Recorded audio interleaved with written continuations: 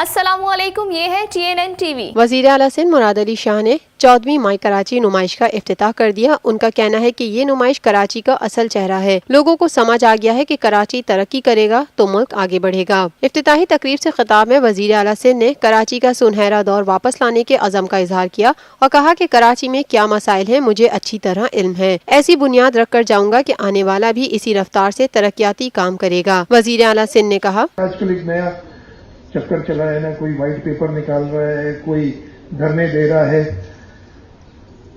معذرت سے we do not want to go back to 1985۔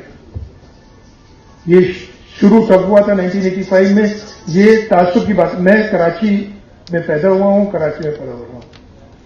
Karachi کے اندر جو پرابلمس ہیں مجھے اتنی اچھی طرح پتہ ہے جس میں کسی اور کو۔ اس سے پہلے صدر کراچی چیمبر شمیم فرپو نے خطبہ استقبالیہ پیش کیا۔ انہوں نے وزیر اعلیٰ سندھ سے دوہرے ٹیکس کی شکایت کی تو وزیر اعلیٰ نے جواب میں کہا کہ دوہرے ٹیکس کا مسئلہ سندھ حکومت کی جانب سے نہیں، خدمات پر سیلز ٹیکس صوبائی اختیار ہے۔